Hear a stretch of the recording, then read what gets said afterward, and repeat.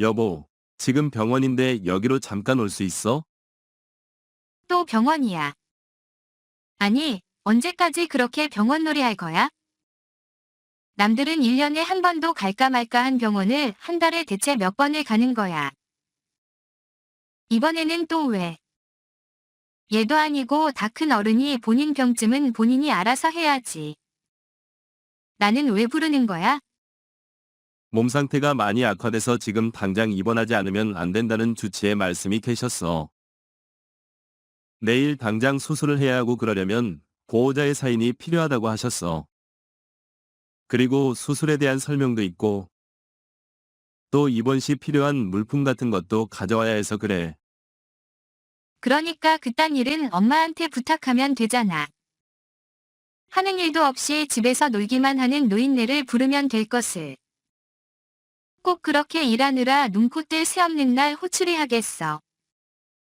엄마한테 걱정 끼쳐드리고 싶지 않아서 그래.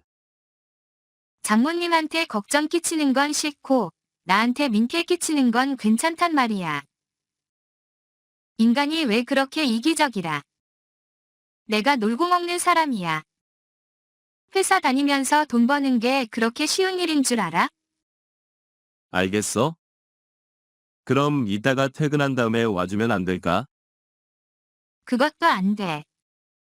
오늘 야근해야 하고 내일은 또 지방 출장이 잡혀. 그러니까 본인 병쯤은 본인이 알아서 해. 병원비도 내가 내주고 있는데 그딴 심부름까지 내가 해야 하니. 심부름이 아니라 너의 사인도 필요하고 또 나 혼자 수술실에 들어가는 게 두려워서 그래. 그래서 말인데 내일 출장 꼭 가야 돼. 아내가 수술한다고 회사의 사정을 얘기하면 안 될까? 회사가 유치원이니 빠지고 싶으면 함부로 빠질 수 있는 곳이야. 그러니까 이번 때문에 회사에서 내 평가가 내려가는 걸 눈뜨고 보란 말이야. 정말 너무하네. 수술 결과가 어떻게 될지도 모르는 상황인데 내가 걱정되지도 않아. 걱정된다고? 뭐가 달라져? 내가 걱정한다고 병이 낫는다는 보장이라도 있어. 걱정해서 병이 나 않는다면 백날이고 천날이고 얼마든지 걱정하지. 근데 그게 아니니까 이러는 거잖아. 남들 안 걸리는 병에 걸린 것만 해도 짜증나 죽겠는데.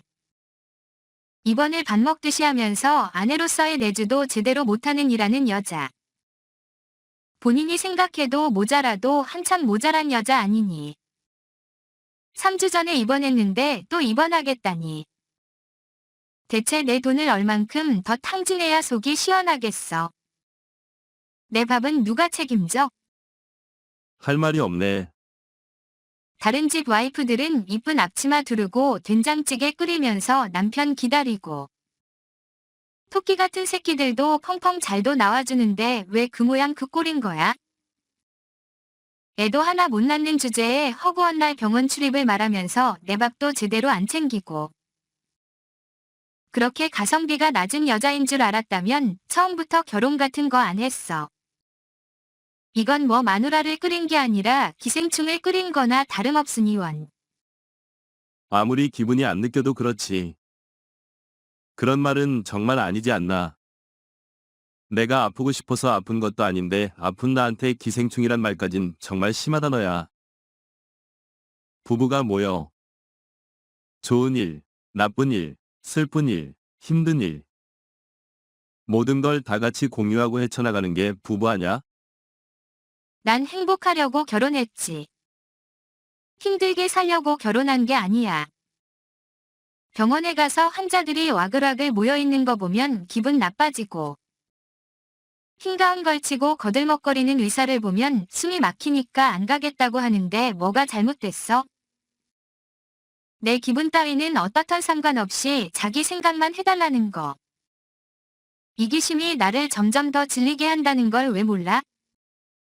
암튼 난 오늘도 내일도 병원에 갈 시간 없어. 그러니까 혼자 사인을 하던가 아니면 장모님을 부르던가 알아서 해. 지금 회의 들어가 볼게. 여자 있니? 무슨 소리야?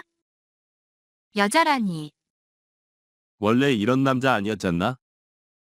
내가 감기에 걸려도 걱정돼서 약국에 가서 약이란 약은 타트로 오고, 내가 접촉사고로 다리를 다쳤을 때는 집에만 있으면 갑갑해서 병 난다고 싫다는 날 억지로 둘업고 산책을 나갔었잖아. 추운 날씨에 퇴근하고 눈길을 걸어서 집에 오면 발이 얼겠다면서 자기 품으로 내 발을 꼭 감싸 안아주던 사람이었던 나. 너. 그때는 작은 월세에서 가진 것 없이 살아도 매일매일이 행복했는데 언제부터 우리가 이렇게 된 거야? 언제부터 난 너한테 이렇게 아무렇지도 않은 존재가 된 거니? 대체 내가 뭘 잘못했고 뭐가 잘못됐길래 이렇게 슬픈 사이가 된 거야? 회사 일로 바빠서 못 간다고 하면 그런 줄 알아야지. 뭔 말이 그렇게 많아. 내가 변했다고 탓하지만 말고 자기 자신을 돌아봐. 자기가 아직도 6년 전 그 귀엽고 사랑스러운 여자가 맞는지부터 점검해봐. 그리고 연애 때랑 결혼 후를 자꾸 비교하면 곤란하지. 한 여자만 바라보고 변함없는 사랑을 쏟아붓기에는 나도 너도 우리 서로 변한 게 너무 많잖아. 결국 다른 여자가 생겼다는 걸 인정하는 거야. 난 인정한 적 없어. 그렇게 생각해서 속이 시원하다면 마음대로 생각하라. 그 뜻이야. 알겠어? 더 이상 너한테 병원에 와달라는 부탁을 안 할게. 수술 어떻게 됐어? 지금 출장 끝내고 집으로 가는 중인데 병원에는 뭘 가져가면 돼? 샴푸, 속옷, 잠옷, 세면도구 그런 거 가져가면 되는가? 어제부터 전화를 몇십 통 했는데 왜 안 받았니? 그러니까 난 어제 회사 일로 출장 간다고 했잖아. 거래처 직원을 만나서 중요한 일을 하는데 어떻게 전화를 받냐고? 난 먹고 살기 위해 토요일에도 모시고 죽어라고 일하고 있는데. 병원 침대에서 편히 나오는 한가한 여편대가 걸어오는 쓰잘데기 없는 전화를 받을 틈이 어디 있냐고. 한두 번이 아니라 70통을 넘게 전화했어. 그렇게 많은 전화가 걸려올 때 무슨 일이 생긴 건 아닌지. 받아보는 게 정상 아니니 집에 있는 사람도 아니고. 건강이 악화되어 병원에 입원한 사람한테서 온 전화야. 근데 끝까지 안 받는 것으로도 모자라서 아예 전화기를 꺼내는 이놈은 진심 인간도 아니야.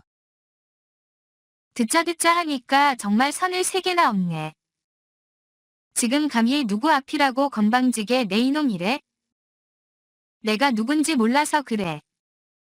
난 돈 벌어서 당신을 먹여 살리고 너한테 약 사주는 하늘 같은 남편이야. 근데 그런 남편한텐 이놈. 이혼당하고 내 집에서 쫓겨나고 싶어서 환장했어. 너한테 쫓겨날 일은 없어. 내 딸은 내가 데려갈 거니까. 뭐? 누구세요? 혹시 장모님이세요? 못된 거 주둥이로 날 장모님이라고 하지 마. 난 더 같은 사위를 둔 적 없어. 너 같은 놈한텐 내 분신 같은 내 딸을 준 건 내 천추에 하냐? 처음부터 너 같은 건 허락하는 게 아니었어. 그랬다면 내 딸이 젊은 나이에 그렇게 일찍 죽지 않았을 수도 있었고, 혹여 죽더라도 마지막을 그렇게 기다린 눈물로 마무리 짓진 않았겠지. 아니, 장모님? 그게 무슨 소리예요? 시영이 죽었어요. 아니, 왜요? 왜라니? 내 딸 병이 악화돼서 긴급 입원하고 긴급 수술한 걸 몰라서 물어. 그러니까 수술을 했으면 병이 나아야지 왜 죽냐고요? 병을 고치려고 수술을 했는데 사람이 죽었다고요. 그 병원이 제 돌팔이 아닌가요? 그럴 리가 없어요. 시영이가 얼마나 강한 여자인데 그렇게 허무하게 갈 리가 없다고요. 의사 면담도 거부하고 수술 동의서에 사인도 안 해준 인간이 이제 와서 의사 탓을 하니? 그리고 뻔뻔한 주둥이로 내 딸 이름 부르지 마. 불쌍한 내 딸은 눈을 감는 그 순간까지도 널 기다려. 내 놈이 상처받고 아파한다고 절대 널 원망하고 미워하지 말라고 내 손을 잡고 부탁하고, 위식이 가물거리는 상태에서도 내 이름을 불렀어. 아무리 불러도 대답도 없는 인간의 이름을 생이 다하는 그 순간까지도 불렀고, 아무리 기다려도 오지 않는 인간을 끝까지 기다리면서 마지막 숨을 거두었어. 그럴 리가. 시영아, 미안해. 내가 잘못했어. 수영이는 네가 밖에서 여자를 만난다는 걸 알고 있었어. 그럼에도 불구하고 그걸 까발끼면 네가 영영 그 여자가 추록할까봐 두려워서 얘기도 못하고 따지지도 못하고 그렇게 속으로만 아프고 힘들어했어.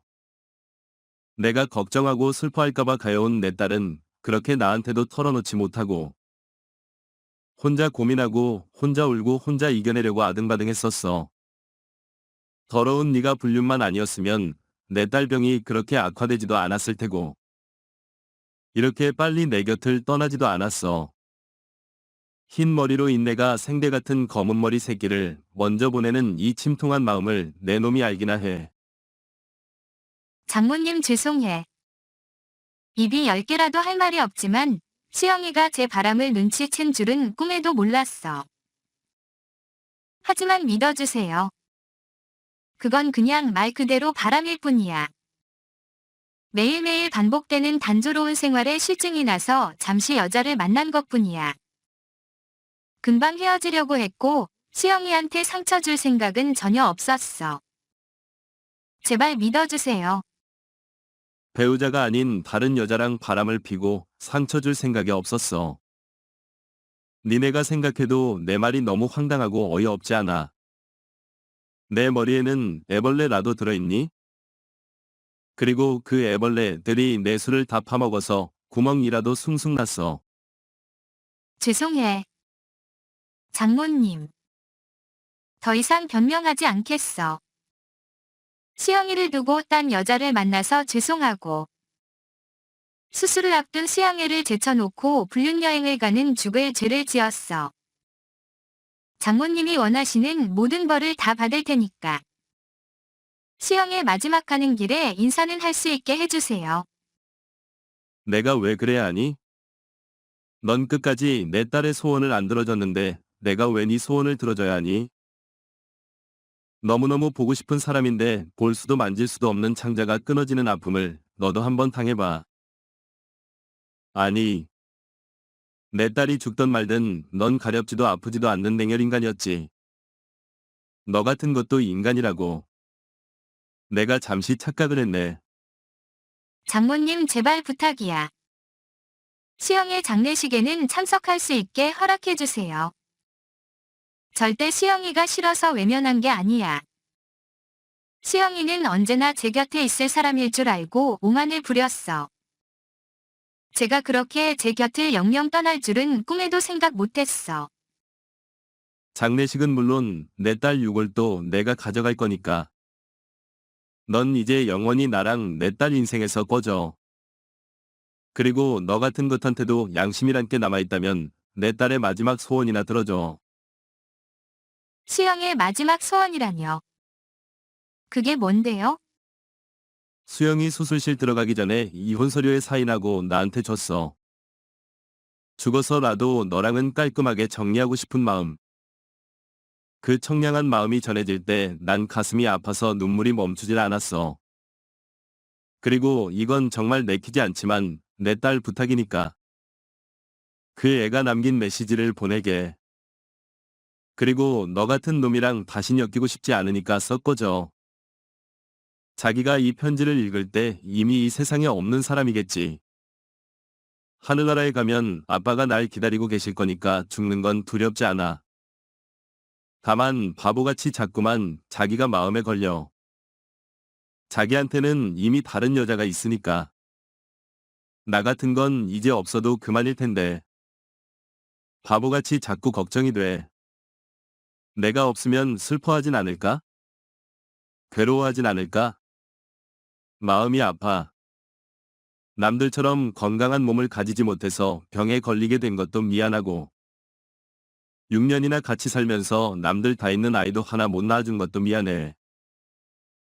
알레르기 비염이 심해서 자주 침구를 씻고 설마하고 집안 청소도 꼼꼼하게 해야 하고 음식도 최대한 가려서 먹어야 하는데 아토피 피부염이 있어서 샤워 후 연고도 부위별로 체크해서 제대로 발라줘야 하는데 그 모든 것들을 그 여자는 제대로 할 수 있겠는지 걱정이 돼.